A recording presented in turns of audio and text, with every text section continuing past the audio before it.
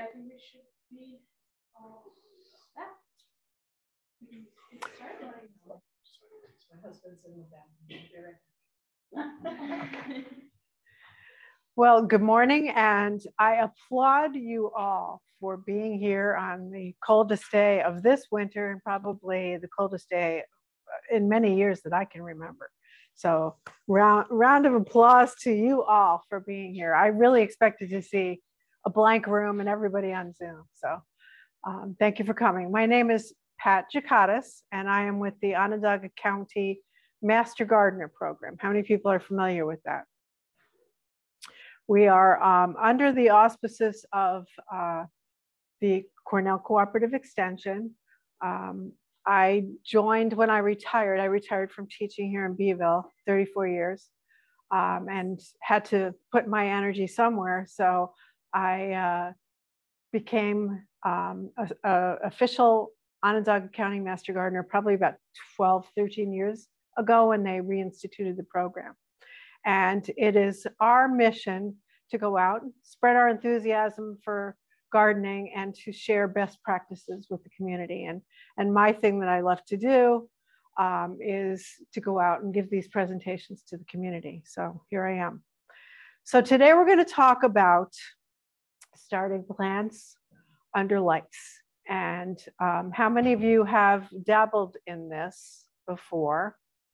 Okay, so what have been your frustrations with starting plants? My only thing is I'm always afraid to pinch off the tomato plants. How far up? That's the only thing that I have.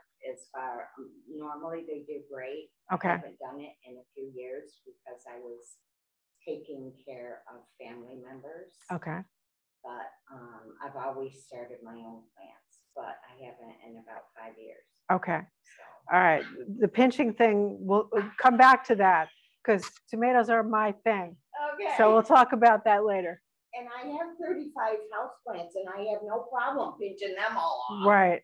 Right. So I don't know what there is about the fear of the tomato plants. Okay. We'll talk about that. I've started seeds, and when they get yay high and I take the cover off, they just die. So I'm clearly doing something wrong. Okay.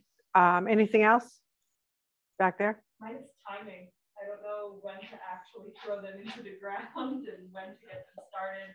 Usually I start them too soon and then they die right away. Okay. This presentation is for you. Yeah. And for you. Just one moment. Just do you mind just reiterating what question is before answering it for the people on Zoom? Okay, absolutely. So back there, the question was timing. When do I start them? Sometimes I start them too soon. So timing is the seed calendar is a very important issue. And over here, it was when I first start my plants, take off the cover, they die. What's happening there? When I take off my cover, like they're very, very thin, and I can't ever grow. Spindly. Okay. Yes. So you guys, if I had paid you, I couldn't have planted better people in the audience. Because, you know, those magicians that, you know, have the plant, I swear I didn't pay you, but those are the things that we're going to be talking about today. And the concerns that I get most often are the spindly, they're just not thriving, what am I doing wrong? And I have friends who get over enthusiastic and start their plants way too early. They're ready to go in the ground, but it's April and I can't do that. So we start with a quote from a book that I read recently, which really speaks to all of this. A seed knows how to wait. What exactly a seed is waiting for is known only to that seed. Some unique trigger combination of temperature, moisture, light, and many other things is required to convince a seed to jump off the deep end and take its chance, to take its one and only chance to grow. So we're going to talk today about what is it that we need to provide to this seed, because it has everything it needs in that little seed. What do we need to provide to that seed so that it will thrive? So first of all, we'll talk about what are the advantages of starting a plant from seed? Why don't I just go out and buy the seedling? cost is one of those things. And we'll talk, that's kind of a double-edged sword at first. And the satisfaction of watching it grow. Absolutely, the satisfaction of watching it grow. So she hit two of my reasons here. So one of the reasons I do it is I'm a tomato connoisseur, and I like a lot of the heirlooms. I like certain varieties I've learned over the years do well for me. And so you have that option of going out there and checking the seed display out there, or going to the various seed catalogs, millions of seed catalogs out there, and getting varieties that are good for our area, our zone, for the diseases we have, for the pests we have, and that are successful here. We're going to talk about the fact that starting my seeds from scratch can create way better, stronger plants that are keyed in to the timing of our growing season. So we'll talk about that. Healthier plants, how do we get that? Cost saving. Now, initially, you're going to have to, of course, do a little bit of investment, but there are ways to do these things on the cheap. We'll talk a little bit about that. And of course, I like to grow things free of pesticides. That's a big thing. The movement is growing. And so we can start it in organic soil. We can get organic seeds. We don't use pesticides, and our plants are healthy. Our vegetables are healthy. And we gain knowledge just by the fact every year, I've been doing this now for decades. And every year I learn, even as a master gardener, I learn so much more. So it's a learning process. And lastly, it's fun. I took two pictures that aren't going to show up here, but I'll share them with the audience here on my computer. But yesterday, there I was with the juxtaposition of my outside and the wind blowing and the snow blowing. And at my atrium door is my setup of my seed starting shelves, my grow lights, and my plants.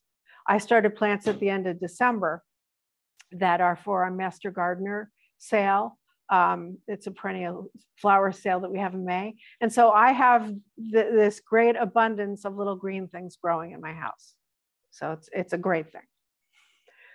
So we'll talk about how we're going to counteract all those issues. Timing, spindly plants, plants that die, why did they do that? Now, it is, of course, one of the issues is why are they so spindly?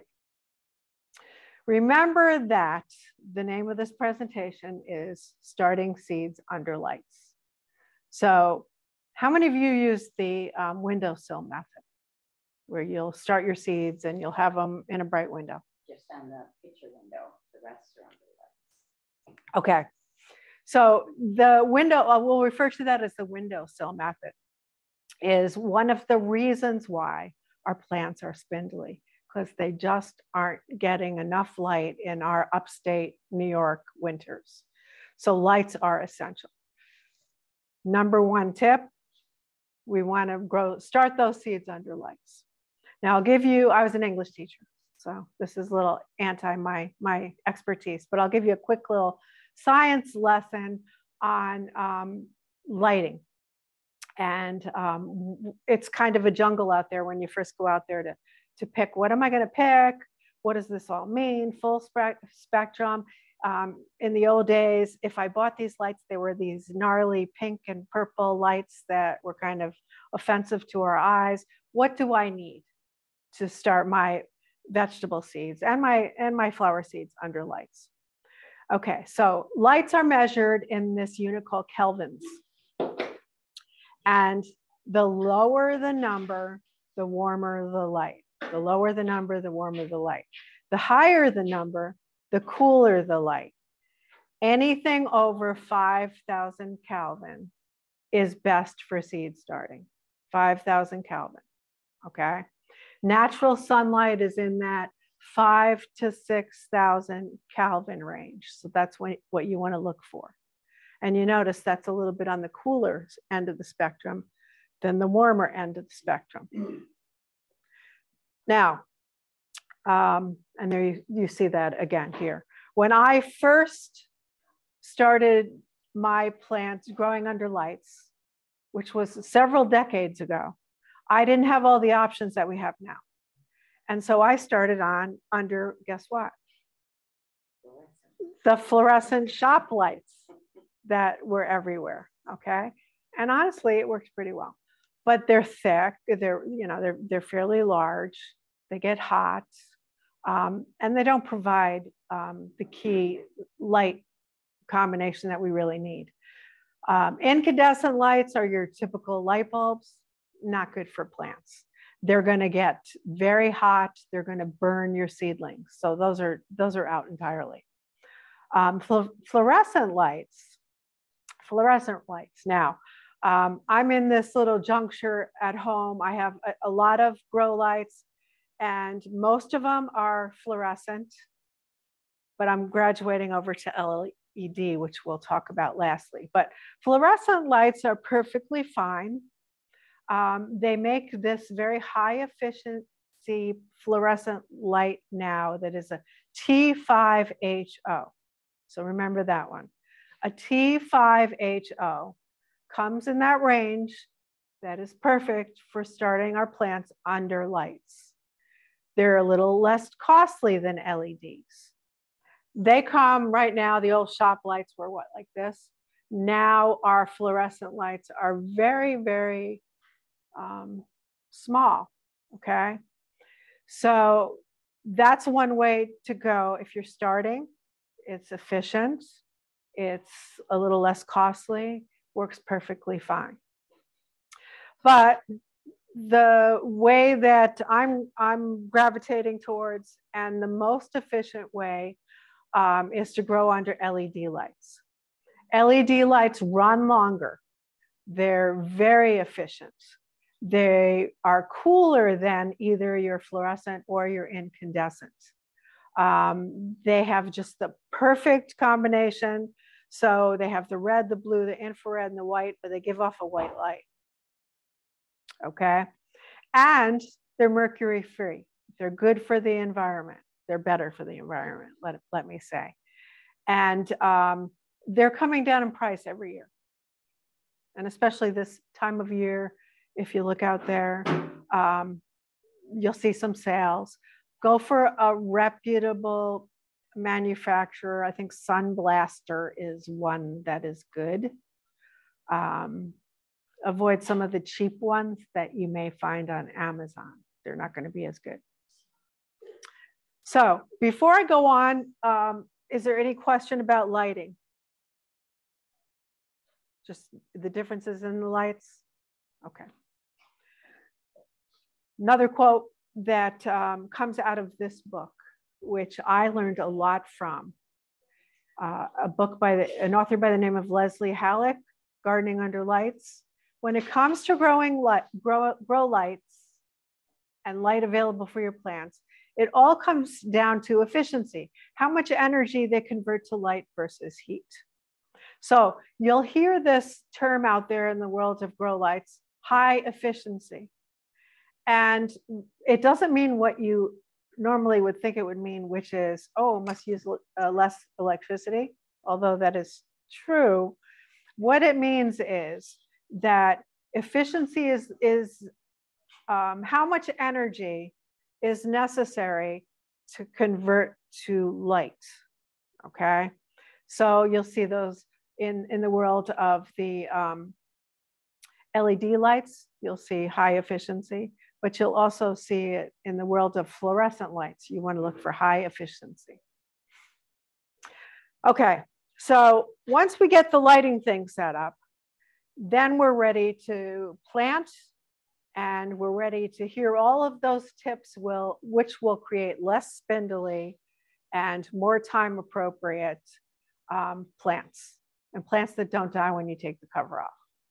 Okay, so first thing you want to know is that when you start your seeds, you want to use a medium that is very lightweight. I tend towards the organic side of things. So I look for that organic label, or on a lot of organic products, you'll see the initials OMRI. You want to look for that too if you're going towards organic. But you want to start in a seed starting mix, not a potting soil. Potting soil is heavier, seed starting mix is lighter, so you want to start there. There's a little formula at the bottom if you want to make your own, okay? But if you want to do the no mess, no bother, then just look for a seed starting medium that you can buy commercially. Now our seeds also need just the right temperature. And most seeds need a pretty warm temperature to start to germinate. So there's this thing called a seed heating mat. It's just like a heating mat you might have, you know, for your back. Plug it in, heats up. But in this case, you put it under your flats and it will warm up that flat and it will aid in increasing germination and cut down on the time that it takes to germinate, okay? Anybody use those? Yeah. Successfully? And then I'll tell you my disclaimer. Well, they are some spindly, right? I'm gonna try it again.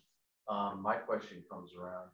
You can buy many different features of the heating mats. You can get them with the thermostat, and you can spend a lot of money on the mats. But my thinking is, for the time involved for the germination process, maybe you don't need to go to that extreme with all the thermostats. Something very basic, just to keep them warm, get them started, and then they're no longer. And then you want to take them out. You want to take them out, yes. Yes. I have never used the heating mat. I have just the small greenhouse with the 6 shelves, and I put it in the dining room where there's a register, and I loop the plastic over the register so the heat comes up into the greenhouse, and I leave the door unzipped a little. Okay. And that is enough to keep that little greenhouse warm. Right. And I've never used the heating mat. Now I'll germinate. So just to reiterate the last 2 comments, one person has used the heating mat, talks about the fact that they sell heating mats that have a lot of different features, but all those different features, bells and whistles, aren't necessarily necessary. Our second person, it's all in the placement. You don't necessarily need a heating mat. She has a greenhouse kind of structure, which she puts over a heating register. I tried a heating mat once and fried my plants. I fried them. So I don't use a heating mat anymore. It's about the timing again. It does quicken germination, but then get it out of there. I don't use it anymore and have great success in my house. And I don't have my thermostat over 68 ever. I don't either. 63 at night. There was another question. So the temperatures are cooler, so it might need that. Correct. That's a very good point. So if you grow in a cooler place like the garage, well, we wouldn't grow in a garage around here, but in our basements, yes, that would increase the temperature. Yes, and you had a question back there? If you use a heating mat, at what point of germination will you stop using it? I would say as soon as I start seeing them poking out, take it out. Yes. That's the same with the register, because we do the same sheet. Yeah. Small greenhouse, it's like Well, the over a register doesn't get as hot. Right. So you don't have to worry. Right. The only thing that Just the move it away. register question was, should I move them away from the heating register once they germinate? Not necessarily so, but you may have to water more frequently than somebody else. Okay, you just have to keep an eye on that. We keep it about 66 in the house and 63 at night. Right. So that would still be okay. That would still be okay. Yes, absolutely. And actually, as you see here, when you start out in the germination process, most seeds, they say like that 75 to 90. Now we're not going to have that in upstate New York, and we're still having success, but they like the cooler and after they germinate. So we certainly can do that around here. Okay, and here's something which I initially didn't know, an important fact. The number of hours that Around here, most of our plants are what's called long day plants. Okay, long day plants. And they need between 14 and 18 hours of light. 14 and 18 hours of light. That's why the windowsill method is producing spindly seedlings. 14 to 18 hours of light. Okay, that's why our light, growing under lights, is essential for us in the winter up here. And I have a friend who thought, okay, so 14 to 18 hours, more light would probably be better, right? So he had his lights on 24/7. And then he asked me, what's going on with my plants? Well, they need about 6 hours of darkness. Okay. And I must do a little confession here. I had those old timers that you see on the right of the screen. Which are a pain in the neck. You got to put that little thing in the right spot. This year, somebody said to me, why don't you use a smart plug? Is everybody aware of those things? I wasn't. They're awesome. You can buy them at Lowe's, and then you plug your light into that plug, and you can time it. So I have it timed so it goes off at 6 a.m., it goes off or on at 6 a.m., off at 11, or I can vary it, and I don't have to touch that thing. Awesome. They're awesome. Smart plugs. Question? So next to your phone? The smart plug app connects to your phone, so you can program it on your phone. But once you program it, you're done. I don't have to touch it again unless I want to alter the programming. So if I want to change the number of hours, yeah, they're great. I should get a little perk from electric plug people. Okay, the other thing is distance. You have to monitor a bunch of things. So as your seedlings start increasing in size, you want to raise your lights up. Okay, so however you have them on there, you want to see if you can get them higher as your plant grows. So about 4 to 6 inches for seedlings, and as they get bigger, you want to go up a foot or so. Okay, so another thing that you have to continually monitor is the amount of moisture. Now you have two phenomenons with watering: too much and not enough. One is fatal, one not so fatal, hopefully. I do what this lady over here says she does, is when I start my plants, I have a cover. So I buy the flats, the seed cells, put it in a flat, get the plastic cover, and I have that medium moist, pretty moist, and I'll see my water in there, and I don't have to water it at all. I don't have to disturb it until things germinate. And once they germinate, you take your cover off. Okay. And then, it becomes a question of how much do I water? Every day or so, maybe every 2 days. I don't want it to get too wet. How do I know? I do things like I pick up my tray of cells. I feel it. You can feel the difference between totally dry, light, and too much water, heavy. Okay. I can look at the soil. I can see the difference when it starts to dry out, it becomes lighter. Okay. And you can also water in a couple of ways. I use a very light spray from my faucet, bring the trays over to my faucet. You can also have a spray bottle. Okay. If you want to put water in your tray, just take out one of your 6-packs, pour the water in there, and that'll last a couple of 2-3 days. Okay. So how do I know if they don't have enough water? Well, it's the lightness of both the tray and also to my eye, but I also can see if things start to droop. And if they start to droop, get the water in there. And that's not a fatal condition. However, if I'm watering too much, You see the plant on your left there that's on the ground. That's a condition called damping off. And damping off is fatal. Too much water breaks down the stem, collapses, dead. There's nothing I can do. So better to not water enough than to water too much. Okay. Any watering questions? Yes. Yes. What about with the medium that you're growing the first plants? What about adding water to the tray?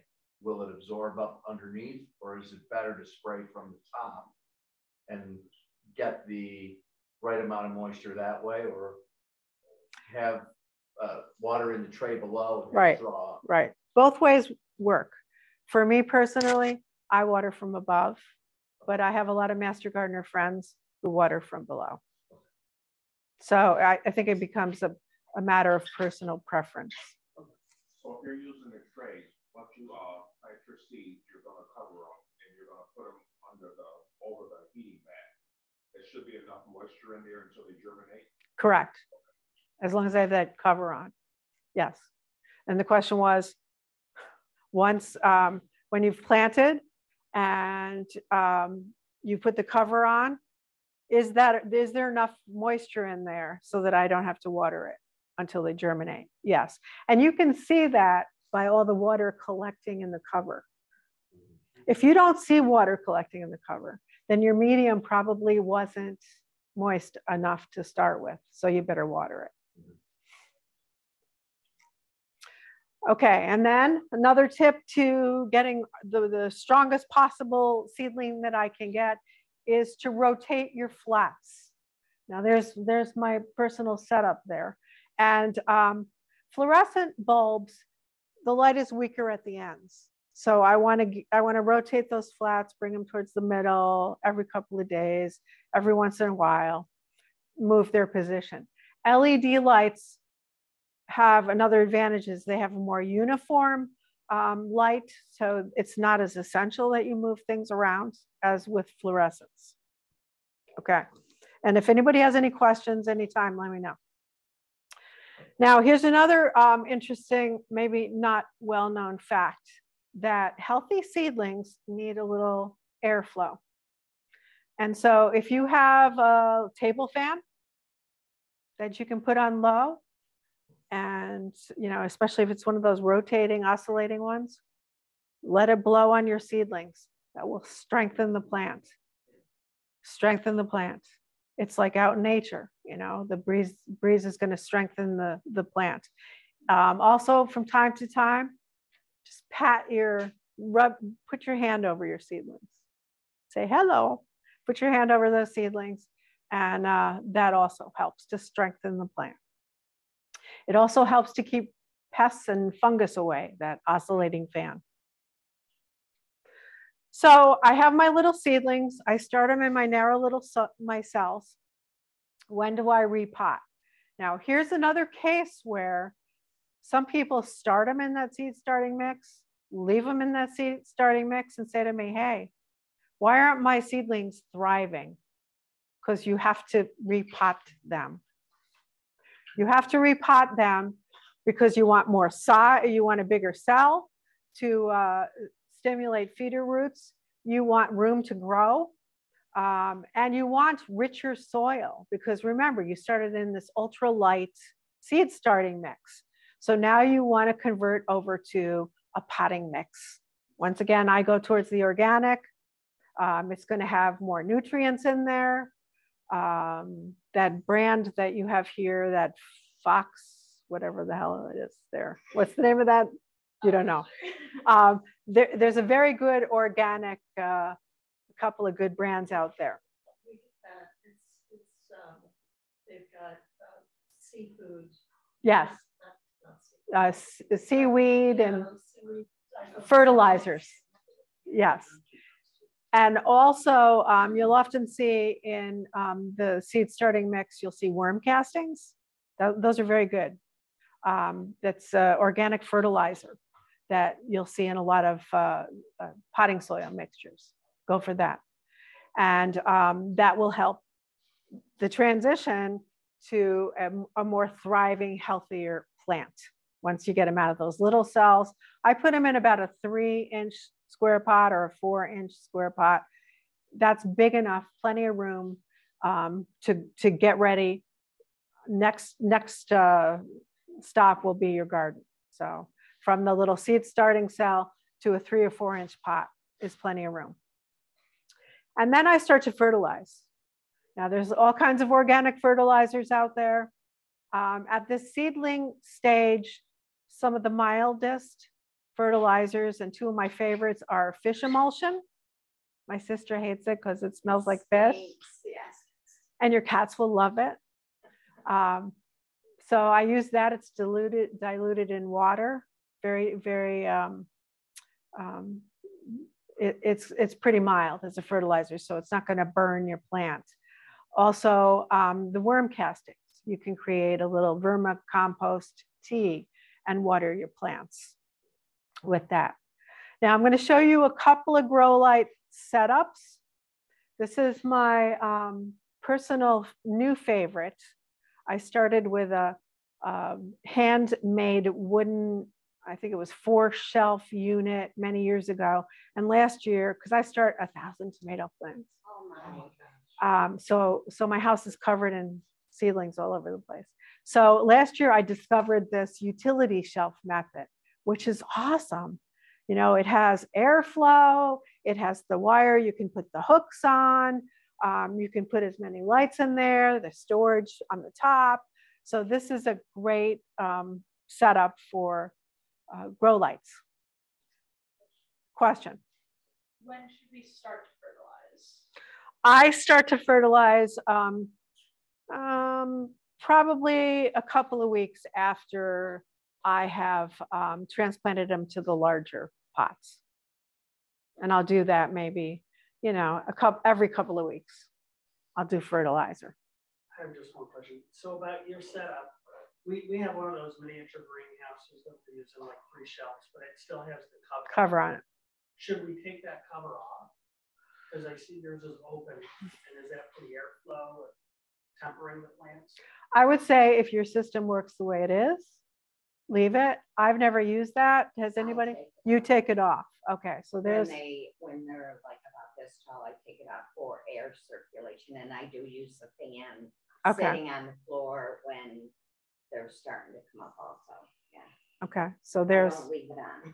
And even with the temperature in the house being that chilly, it should still be okay. Oh yeah.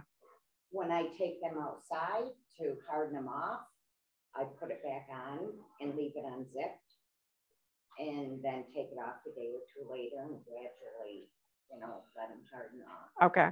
So the question was, if you have a greenhouse kind of set up inside, should you take it off after they have germinated, started to grow? And from experience, our one person said, yes, they do. And you mentioned hardening off, which maybe some people out there are saying, what is that? I'm going to tell you about that one. We just have one more question. They asked how large of a pot should you transfer the seedlings to? I would say about a 3 to 4-inch pot. They have 3-inch square pots, which I use, 4-inch square pots, a little bit bigger, plenty of room until you're ready to put it in the garden. Okay. Whoops, did I? Okay. Here's a, and here's a little web address link for a do-it-yourself stand made out of PVC pipe. And we actually made this one. It's at a site by a gentleman by the name of Walter Reeves. Feel free to take a picture there. It costs about $16 to make it without the lights, so it's pretty economical. Here's the Cornell Cooperative Extension Plan. And here you see you got plenty of room to raise that up. I think a little bit too much room for seedlings. So you can alter the height of that, you know, if you were to make that yourself. Okay, and then here you see the size that I start my seedlings in. Some people will start in, take one of those 6 cells, take out the cells, and they start them in just no cells in there. Okay, I use this, and I buy the no holes in the tray initially. You don't want a tray with holes in it, or they'd be dripping all over your house. So no holes in the tray, because they have kinds that have holes. Buy the cells, the cover, and then you can reuse those from year to year. So initial investment pays off. Now, if you are on the cheap, just want to experiment, then you can use stuff that you have around the house, egg cartons, yogurt containers. I do a lot of activities with kids using those plastic salad rounds with the covers that you get salad at Wegmans. Great little mini greenhouse you can start. But the important thing is you need to poke holes in the bottom for drainage, okay? Or they'll get waterlogged and your seeds will rot.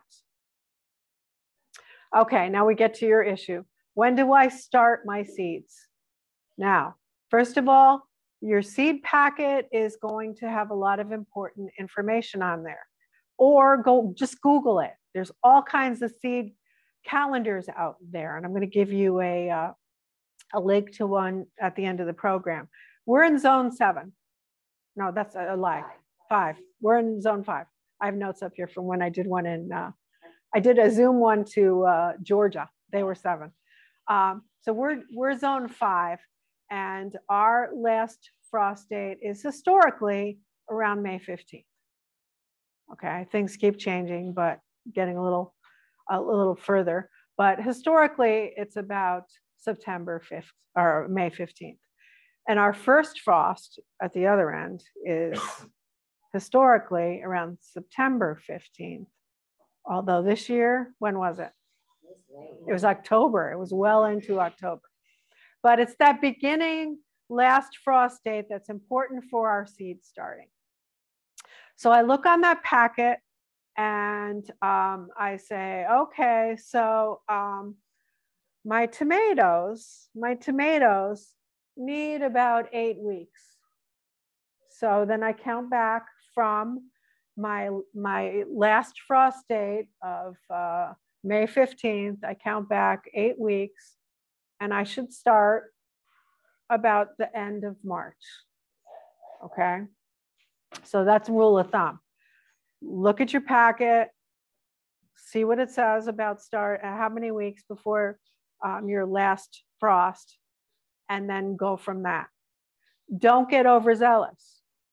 Now, sitting here in the middle of winter, we want to have some green things. Start a lot of herbs you can start early. A lot of perennial flowers you can start early.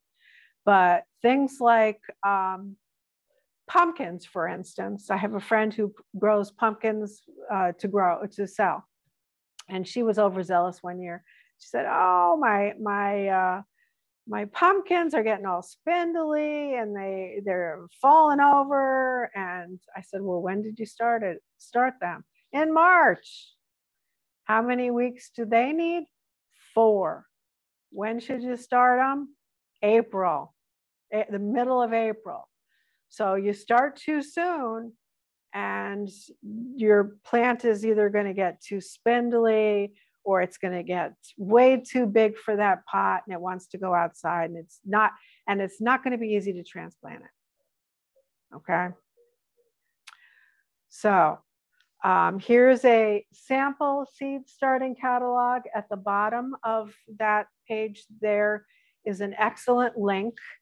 Gardener's Supply up in Vermont has anybody been there? I love that store. My son went to University of Vermont, and so yes, in Williston, and they have it's owned by their employees, and they have lots of educational information on their website, and they have the seed starting catalog. Okay, so once again, you want to look at how many weeks, count back from your last frost date, and that's when you start. And hold off on your enthusiasm until the appropriate time. Okay. Another question. Never mind.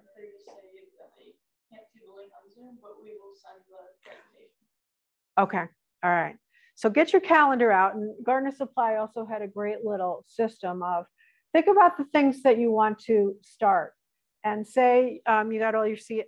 I'm a seed hog. I have ordered way too many seeds. So I have like a Tupperware box, this big of seeds. Most of you probably don't have that, but you know what you want to grow in your garden, and either you have the seed packets or you have index cards, and put the thing on there. Tomatoes need 8 weeks. Okay. Pumpkins need 4 weeks. Peppers need 10 weeks. Okay. And make piles of the things that, make a 10-week pile, an 8-week pile, a 4-week pile, and then put them on your calendar. That's when you want to start it. How long do seeds last in a packet? That's a good question. It varies by the vegetable. Some things I will rebuy pretty frequently. Like, for instance, marigolds. I don't have great luck with 2-year-old marigold seeds. Tomatoes, on the other end of things, are viable for 14 years. Tomatoes. And of course, they have all these seed libraries, of ancient seeds under the right conditions. Have you ever gotten anything for the seed saver exchange? Yes, I have. Sounds like a great idea. Yes. Yeah. Yeah. I tend towards the small organic, a lot of Northeast seed companies is where I get mine from. Okay, so now we're going to talk about a little backup. When I plant my seeds, how deep should I plant them? And the rule of thumb is that you want to plant them 3 times as deep as the longest part of the seed. So you'll see that little lettuce seed up there. Yeah, you just sprinkle it on the top. That's it, for a couple of reasons. First of all, you sprinkle it on the top because it's a very small seed, but lettuce is an unusual seed. Lettuce needs light to germinate. So you want to keep it at the top and not bury it, and you'll have better germination. Something that's bigger, like a bean seed, you're going to push that down a couple, 2-3 inches. Okay. Now, there's certain seeds that need a little special treatment. Okay. They're asking, have you had any luck saving seeds from your grown vegetables from year to year? Yes, I have. That's a good question. And the rule of thumb for saving seeds is that you should save seeds that are open pollinated or heirloom seeds. Open pollinated or heirloom seeds. Now, this is a biology lesson. Back when you had parent A and parent B and they create child C, that's a hybrid. Now, hybrids out there exist because we want certain qualities. We want disease resistance or pretty tomato or whatever. But a hybrid, if you save a hybrid seed, there's no guarantee that that will be the same product from year to year. Whereas an heirloom, I have had success saving heirloom tomato seeds. So if I save my heirloom tomato seeds, they'll produce the same variety from year to year to year to year. Question? Can a hybrid be organic? That's a really good question that I've not ever had. The question was, can a hybrid be organic? That's a good question. And I'm going to have to get back to you on that one. In my travels, I haven't really encountered that. My organic ones tend to be the open pollinated or the heirloom ones. So that could be an answer to the question, because I haven't encountered one that's labeled hybrid and organic. Huh. Okay, so here's a little lesson in certain seeds need certain treatment, and that should be on a packet, okay? The seed packet, once again. Certain seeds need this thing called stratification. Stratification kind of mirrors conditions of a cold winter. So certain things like the famous example is milkweed. Okay, if we want to save milkweed seeds with our grandkids, they need to be put into the refrigerator for a certain period of time to mimic cold winters. Then you take them out, then you plant them in the spring. Okay, so it'll say that. I just started some perennials for, as I said, for the Master Gardener sale, and they had to be stratified. They had to spend some time in the refrigerator before I could start them.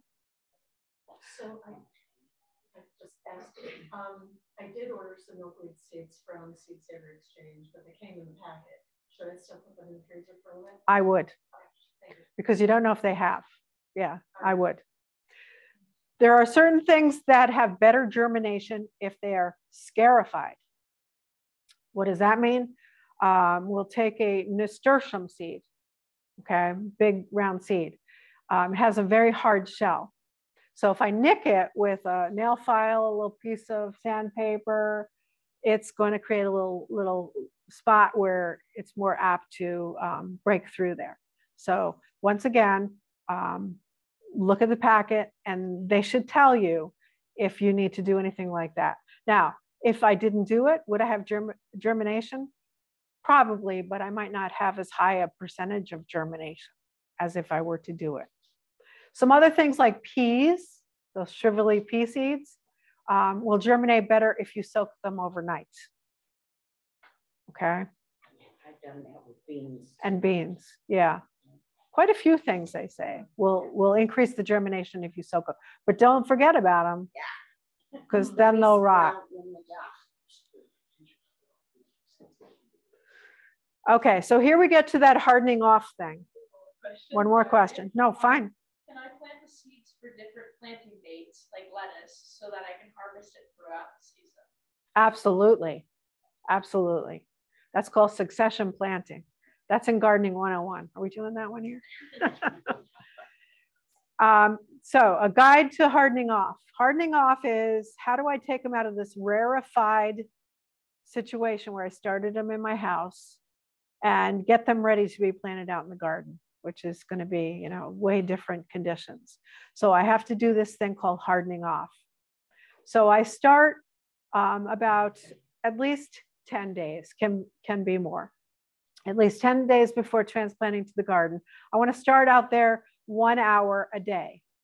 I want to at first protect it from direct sun and strong winds. So I put it in kind of a protected place. I keep increasing that amount of time, and maybe I'll put them out into the direct sun a little longer until, you know, they've been out there pretty much all daylight hours. Okay. And once again, the wind, the breezes will help to strengthen it. Really strong winds will kill them. So bring them in if it gets really windy. And you keep watering them, because you may have to pick up the watering once they're out there. They're going to dry out quicker. Okay. How many seeds do you recommend per cell when starting? I put in those little teeny cells. It depends upon the seeds. Like when I just planted all these Shasta daisies, there's these minuscule little seeds. So not even by intention, I might plant like 8 or so in there. But for my tomato seeds, I plant probably 2, 3 in a cell. And then we didn't talk about this thing. When you go to transplant them, another big advantage of transplanting is you have to make that choice of which of those 3 little seedlings looks strongest. Okay, so you do a little selection of which one starts or looks strongest, and the other ones you can just cut them off, pinch them out of there. Or you can be like me and not want to kill them, and so I end up with 1,000 tomato plants. But I really strongly advise you to thin your, in that cell, thin it to the strongest plant.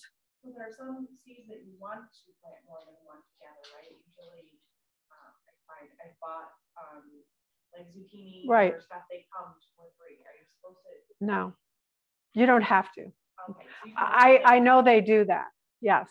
But I think they do it for that purpose too, that you want to break them apart. You don't have to do that though. Okay, so here is just a little illustration of that seed starting. steps. One of the key things when I'm going to start my seeds is I want to wet that seed starting medium. Okay. I don't want to saturate it. I don't want to have it so that when I pick it up, I got water dripping out, but I want it to congeal, you know, kind of like a wrung out sponge is the consistency. So that's kind of key initially, and why I don't have to water a whole lot when I have that cover on. So I'm going to wet it. I'm going to then put it into either my cells, or, you know, if I'm on the cheap, I'm going to put it in my salad container up there. I use here's a very high-tech little tool I use down there. It's a chopstick. Okay, I use a chopstick, and it gives me the ability to put it in the depth that I want. And something like a lettuce, you know, as I said, I may put a very, very thin layer of seed starting mix on the top. I don't even push them into the soil. So you're going to wet the soil before you plant the seeds? Correct. Yep. What are the best vegetables for container gardening? Okay, the best vegetables are for container gardening. Container gardening is really a growing thing. And so there are more and more varieties that are developed specifically for containers. Now, you can plant anything in a container.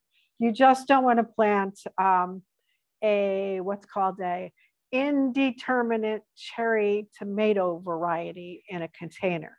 Indeterminate being that it continues to grow and grow and grow and grow and grow in a container.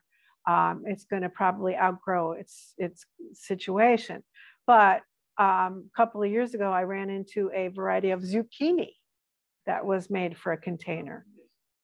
There are tomatoes varieties. You want to look for a determinant, compact, look for a word that says compact or container to grow them in a container. So your imagination is the limit on that one. Ones in hanging baskets now for Correct. Correct. Yes. Yeah. Question. I'm just trying to follow it. So that means that you keep it inside all year long? Oh, no. I think are they saying inside? No. I think they're just container gardening. Although you can grow things inside all year round under lights, especially if you have the LED lights and you get the right lights. My brother has successfully wintered over a cherry tomato called Tiny Tim all through the winter.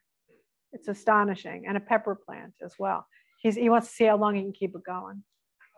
Question. When you're growing the seed in the house, and let's say you don't have that cover, so they come out of the soil, and you have cats. You know, we have a cat that likes to eat certain plants around the house or nibble on them and all that. Is there something that can be done to protect the recommendations? If you have, I would just try to physically place it in a situation where, you know, my cat is adverse to jumping up to something. He doesn't have enough landing room, you know. So just place it. The other thing is grow cat grass. I started, another thing is great to start under lights is microgreens. Big trend right now. I have a whole bunch of microgreens under my lights, and I have a container of cat grass. So my cat knows that's his. And that's all he, yes. Yeah, it's this thing called, it's really wheat and rye, and it's good for their digestion, and cats love it. Yeah, so try that, grow them their own cat grass, and maybe they'll be attracted to that and not bother your other stuff. Question. My seedlings have never prospered, so I don't know the answer to this. Say there are 2 or 3 in a cell. When you go to transplant a healthy plant, do you want to try to keep this grow medium intact around the roots, or do you tease them apart and put them in their pots and let them be free for a moment? I would probably recommend if you haven't had great success before, to try to keep them intact and cut off the ones around it that you're going to cull, and try to keep that intact. But I also, being a little greedy, I've teased them apart. I mean, you have to be very gingerly when you're transplanting them, but I've had success with that too. If you feel like you've damaged their roots when you pull them apart, throw it away. Don't frustrate yourself. Somebody in the Zoom chat has said growing catnip around, but said the word as well. Catnip. Like Yes. cat grass. Yeah. Yeah. Cat grass comes up like in a week. In a week, it'll come up. Okay, so here's a bit. Oh, we're not here. Here's our trusty Zone 5 planting calendar. So that's really a great resource to go to find out when I should start what vegetable. How many weeks does it need? Now, another thing we didn't talk about is pay attention to, on the seed packet, if it says takes 2 weeks to germinate, takes 2 weeks to germinate, you want to push out that starting date a little bit more. Okay, so you want to back it up and start it a little earlier to account for that. Also, if you're growing in a cooler basement as opposed to your warm greenhouse over the heat register, that might add a week onto your calendar date, your starting date. Okay, any other questions? I'm very interested in growing herbs and have never succeeded. So do herbs require a different method than what you've already described vegetables, or just the same thing? Same thing. And herbs, a lot of the herbs can be started early. Parsley, lavender, thyme. A lot of the herbs can be started earlier than your vegetables. So if you're having this, I got to start something. I'm having the urge. Go for the herbs. And herbs are a good one to grow in lights, under lights in your house all the time through the winter. I have a picture here, which the people at home can't see, but here, whoops, here was my outside yesterday. Whoops. Oh, you can't see that. So this was my outside yesterday, as we all know what it looked like. And this is my basil, which costs a lot at Wegmans. That I started under lights, end of December. I cook a lot with basil, and I have no luck indoors at all. And I buy those plants at a grocery store, and then they won't last 5 days in the house. Do you pinch them? I did the last batch that I got from Wegmans. I thought they were pretty healthy. There were a million seeds and all crowded in, and I had them under a light, and had it just, I put it in new medium, and in 5 days they were gone. I would start from scratch. Buy a packet of basil seeds and start it yourself. I mean, these are basil plants that I started from seeds under lights. What I did have luck with some time ago when I was working at my place of business, we had humongous windows, and it's like an ideal place. But in October, I would dig some of the basil plants up and then bring them in, and they always would last till about January, and that was it. Right. I did the same thing, just in my window. With the same thing with rosemary too, and it has a shelf life in the house if they're not under lights. But try it under the lights and hopefully have success. I know we're talking about growing under lights, but have you ever had any success with winter sowing? Yes, there's a master gardener that is especially into winter sowing. She's had great success. Is everybody familiar with that? Yes, yes. Google it, winter sowing, very, very popular, successful trend where you can start things, get a milk jug and it makes like a little mini greenhouse. You slit it, and you plant things like, things that are going to survive out there in the winter. Spinach. What have you had success with? I haven't started yet. I was worried about our winter and winter sowing. So. Oh no, she's had great success. Marigolds. Okay.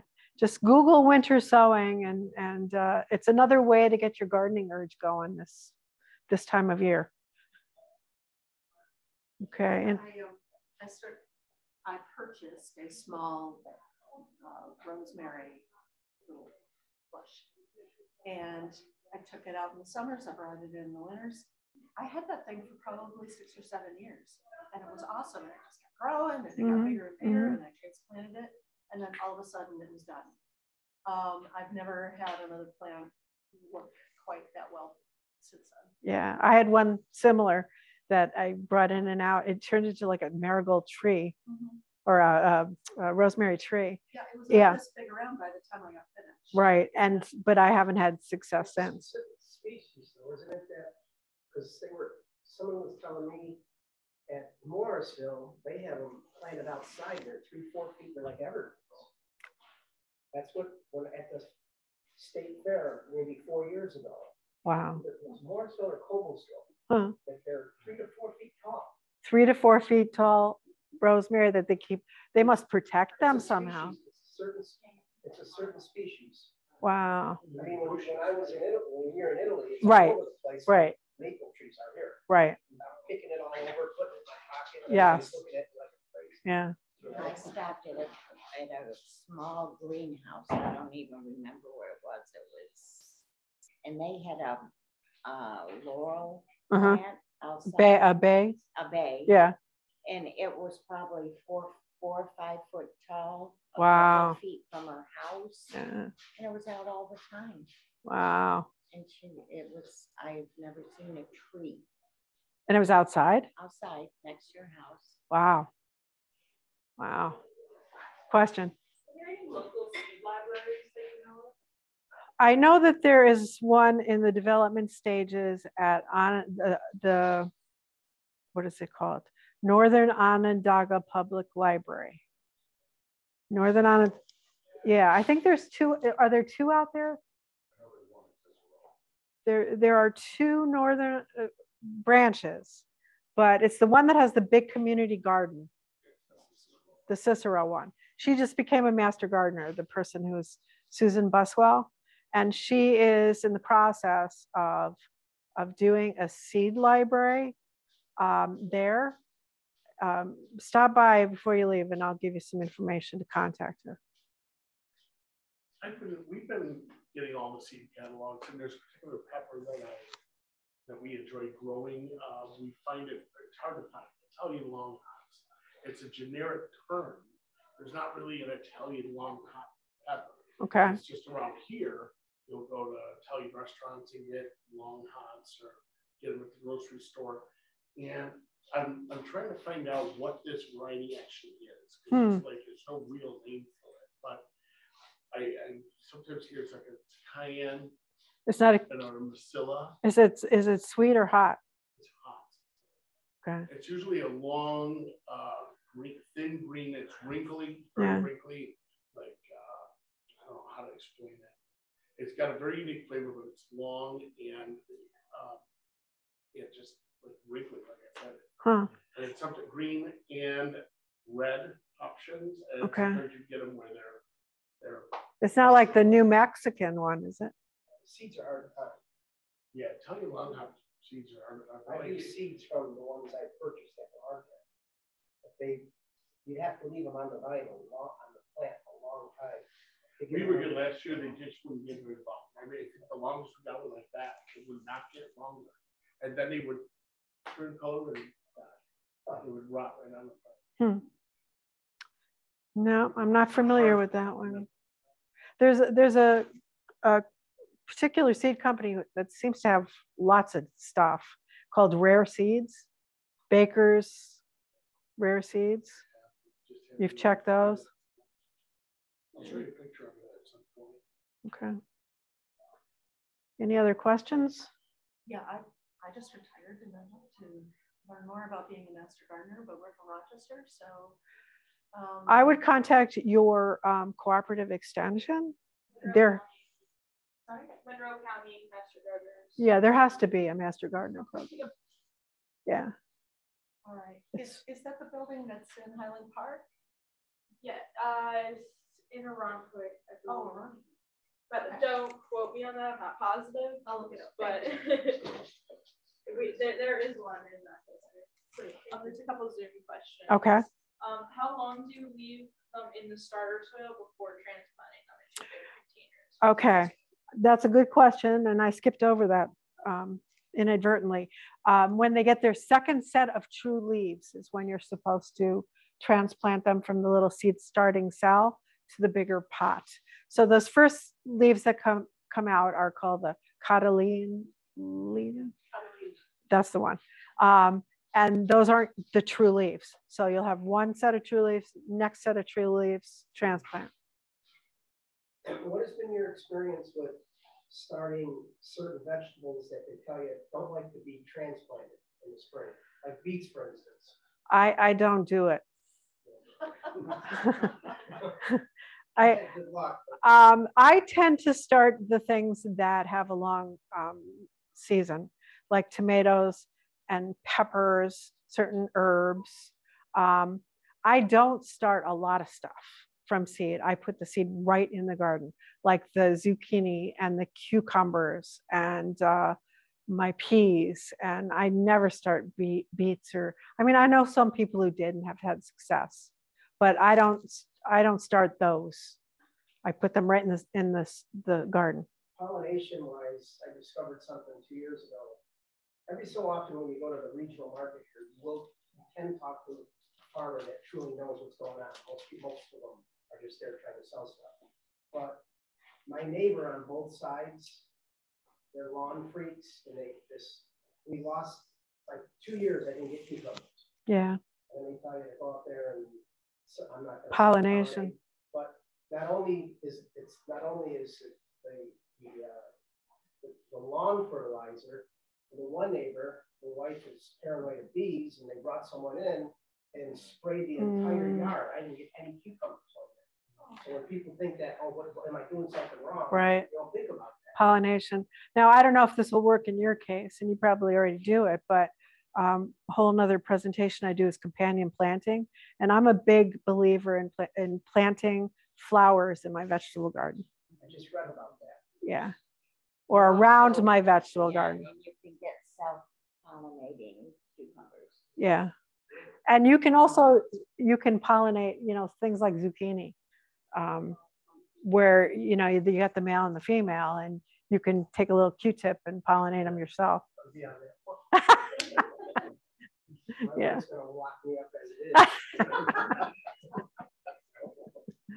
Yeah. But flowers in your vegetable garden. Flowers and herbs, let them go to seed.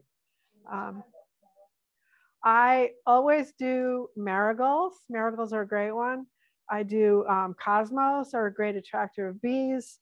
I do zinnias, nasturtiums. Yeah, and nasturtiums are edible. You put them in your lettuce salad. Yep.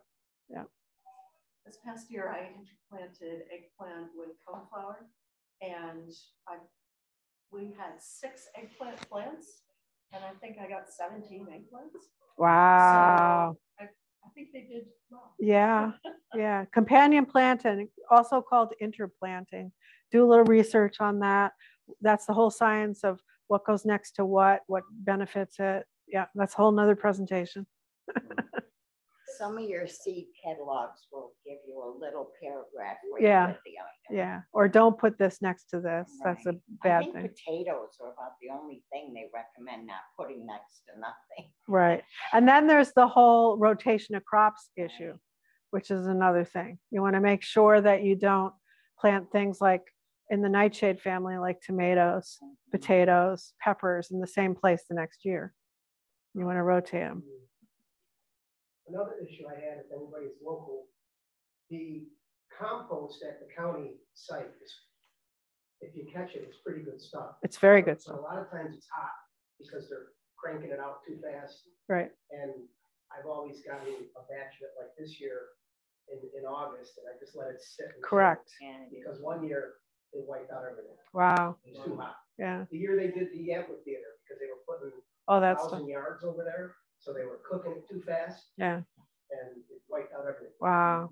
Yeah, my raised beds are primarily filled with the Onondaga County. Usually top mix it with topsoil. Yeah. We churn it. Right. Before we let it cool down. Right. We mix it up before we put plants in. Yeah. But put it in at the end of your season in the fall is a really good way to go. I wasn't that organized, so I have to do it in the spring. Just a plug for the extension, you can get test kits. Yes. To check your soil. Mm-hmm. They'll do lab results on it, and yep. then you can remediate your soil in such a way that after you've done all your seedlings, you can make sure they're going into a ground that has the right nutrients, right nitrogen, all of those things. Correct. Yep. Yep. Okay, and there you have some information for our local Cornell Cooperative Extension. The link there is a very good link with all kinds of information. Also the Master Gardener program, we have Facebook page, so you can get notification of talks like this.